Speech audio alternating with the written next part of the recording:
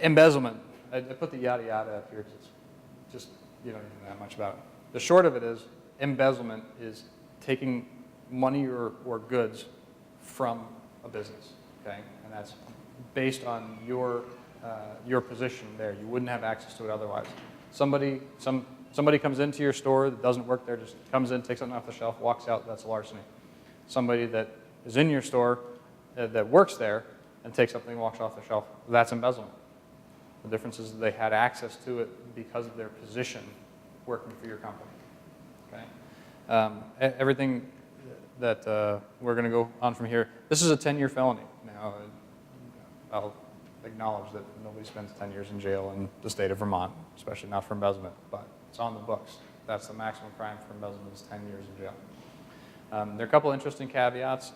If you use wire methods to transfer the funds when you're embezzling, any wiring of money is automatically a federal matter. It has to go out of state to a repository and then come back in the state, even if you literally wire it from one account to another. So if you use wire transfers to do any kind of embezzlement, it's automatically a federal offense. The interesting thing with, did I put it here? No, I have somewhere. Okay. So different types of embezzlement, different things that we can do. You know, it's not just a bookkeeper monkeying with the books, you're writing checks to themselves. Larceny, just literally taking stuff off the shelf. You know, grocery stores, retail associations know this as shrink. Just stuff disappears. But when it's an employee taking it, that's embezzlement instead of just a larceny. If they're taking goods, supplies, products, whatever you have, whatever you sell, if they're taking it and using it for themselves, it's a larceny, but that's an embezzlement. Misuse of funds, and that's there's a variety of schemes here, and we'll cover a bunch of different schemes. I can't possibly cover everything. There's just too many out there. But misuse of funds, misappropriation, and then completely falsifying bookkeeping. Usually they're, and a lot of times they're in conjunction. You know, obviously Hardwick Electric, she was misusing the funds and then falsifying the books to cover the misuse itself. So that was a fairly broad scheme. Anybody have a business where they keep petty cash on hand? You know, just in case you need employees to run out and grab something, there's $100 there, just leave the receipt and we'll refill the drawer when you're done. You know, just something to watch. Now, you're not going to lose a whole lot that way, but it also sets up the environment or the potential for it. You know, if that's the worst you ever lose is $20 out of the petty cash, you know what, probably call that a win. You know, like Charlie and I were talking about earlier in the restaurant business, if you think that you are not being stolen from somewhere along the line in the restaurant business, get out of the restaurant business. You know, it's happening. Petty cash, it's just going to be one of those risks. Product theft, which is pretty direct. Funneling the cash receipts. There's a variety of ways of doing this. It can be punching in a no sale and then taking the cash for the sale, but the register has it as no sale. The money goes right in your pocket. It can be running things through, taking the money, and then going back and voiding the receipt and taking the money back out, putting it in your pocket, even though the customer actually kept all the products.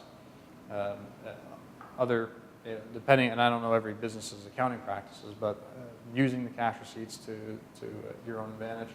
And then inventory purchasing schemes. I had one where a woman used the company credit card to make purchases, knowing that the boss looked at the balance of the credit card every month and the receipts. She would then go downstairs to the checking account and write a check out and pay the credit card out of the checks. That made the balance on the credit card equal to the receipts the boss had. And she controlled the checks. But none of the checks were getting written out to all the companies that she was buying stuff from because she was using the credit card. So when the boss looked at the checks, it just showed she paid the credit card. No problem there. Purchasing schemes, inventory schemes, buying stuff and then returning it, but taking the cash or saying it's returned and then subverting it, selling it on the side, anything like that. I jumped ahead of myself. Okay, so the company credit card thing. Also using it to refund. Go back and use the credit card to get a refund back. and oh, this is a company debit card, so I need to take the cash, or it's already posted, so take the cash back, anything like that. Personal expenses and personal expense accounts, those are all pretty obvious things, but the areas where we need to watch, we just need to be aware that, hey, when something comes through, we need to audit, maybe require the actual receipt, not a photocopy receipt for an expense account. Fraudulent bookkeeping, again, there's going to be hundreds of ways that it can be done. The town of Ira didn't even know how they found out, how the town of Ira found out they were being embezzled from. Remember that? They found out when a lawyer showed up at a select board meeting and served the lawsuit paperwork from the Rutland School District on the select board for failure to pay. Literally, the selectman's like, what is this? You're being sued for the $440,000 you haven't paid to the school district. Why are we being sued? We have a town treasurer. Well, he hadn't been paying. They literally just, because they never checked the books, all the bills went to the town clerk's, or went to the treasurer's house, and he dealt with everything right there. So all those bookkeeping scams, you're just able to do it all because no one ever checked them. False returns, false billing, overbilling.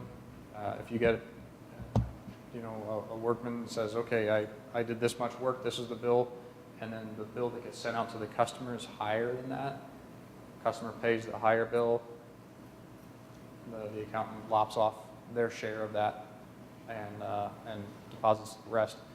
That the company isn't the victim of the embezzlement directly, but the company is being used in the scam, and so their reputation, their stationery, your company's going to get sucked into that. Unauthorized debt write-off, that's an interesting one. Charge things up that you know, and then if you're authorized to write your own debt off or the company's debt off, make it disappear. Never happened. No, that's just bad debt. That's all gone.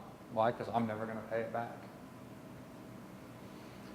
And then payroll, and like I said, the Marcotte appliance example's big. Every cent that came in and went out. She did payroll, she did accounts receivable, everything. So any number of schemes.